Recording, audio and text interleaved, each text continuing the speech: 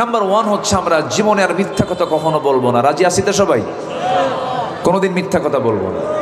সবাইকে রাজি আছি? আল্লাহ দেখেন কি সুন্দর করে বলছেন, খুব কমন আয়াত, আমাদের ঘরের আয়াত, যারা কোরআন পড়েন তাদের সহজ আয়াত এটা। আল্লাহ রাব্বুল আলামিন বলেন, ইয়া আইয়ুহাল্লাযীনা আমানু ইত্তাকুল্লাহা ওয়া কুলু কাওলান সাদীদান يصلح لكم أعمالكم ويغفر لكم ذنوبكم ومن يطع الله ورسوله فقد فاز فوزا عظيما জোরে বলুন আল্লাহু আকবার। আল্লাহ রাব্বুল আলামিন বলেন, ঈমানদারেরা, নাম্বার ওয়ান হলো তোমরা আমি আল্লাহ আমাকে বেশি করে ভয় করো। নাম্বার টু হলো তোমরা সোজা কথা বলো, ইনিয়ে বেনিয়ে প্যাঁচ খাটায় কোনো মিথ্যা কথা বলতে যাবে না। যদি সত্য কথা যদি সর্বক্ষণ বলতে পারো, আল্লাহ রাব্বুল আলামিন বলছেন সত্য কথা বলার ফলাফল হলো আমি আল্লাহ তোমার জিন্দেগীর সমস্ত গুনাহগুলোকে মাফ করে দেব, এবং তোমার আমল নামায় যদি কোনো ভুল থেকে থাকে তোমার আমল নামাকে আমি আল্লাহ সংশোধন করে দেব। জোরে বলি সুবহানাল্লাহ। দেখছেন সত্য কথা বলার পুরস্কারটা দেখেন। আল্লাহ বলছেন তোমার আমল নামা আমি সংশোধন করে দেব এবং তোমার জীবনের যত পাপ রাশি সব আমি আল্লাহ মাফ করে দেব।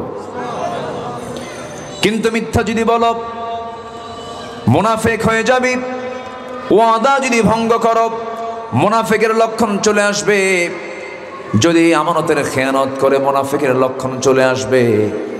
এই সমস্ত অপকর্মগুলো মুনাফিকরাই করতে পারে।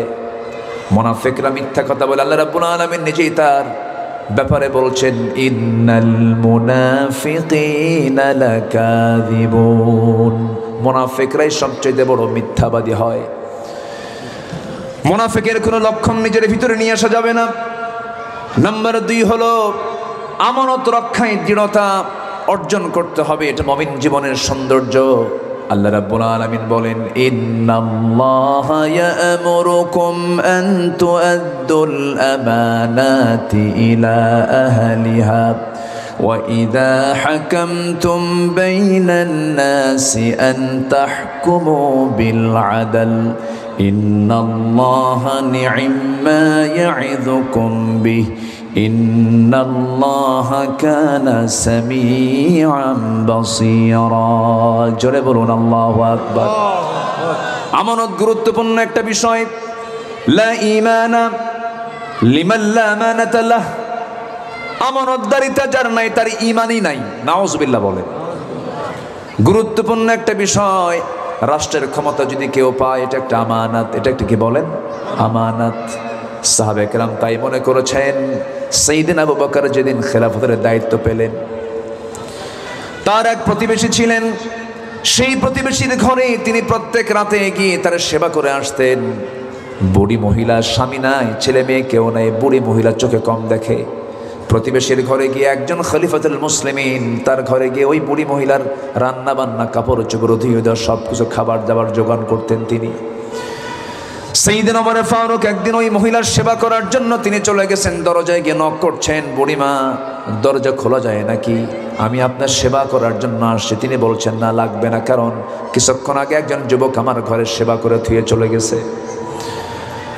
সাইয়েদনা ওমর ফারুক অবাক হয়ে গেলেন যে এই গভীর রাত্রিতে এই মক্কা নগরী কোন লোকটা আছে যে এই বুড়ি মহিলার ঘরে সেবা করে দিয়ে যায়, কোন আল্লাহওয়ালা বান্দা আছে।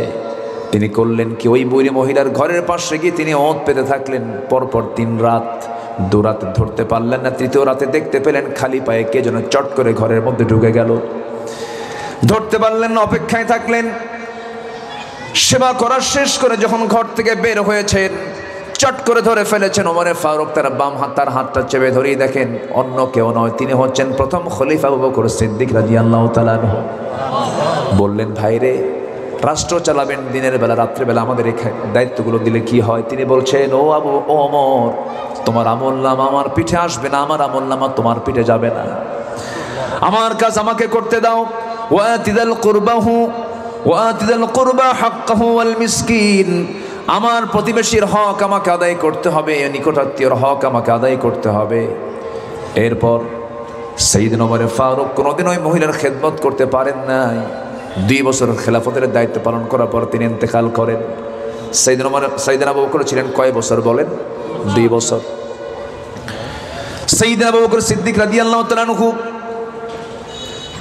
রাষ্ট্রের দায়িত্বটাকে কত বড় গুরুত্বপূর্ণ মনে করতেন। আরেকটা সিরাত মনে পড়ে গেল, রাতের আধারে প্রত্যেক রাত্রিতে সাইয়েদনা আবু বকর খালি পায়ে হাঁটতেন, পাথরের রাস্তায় তিনি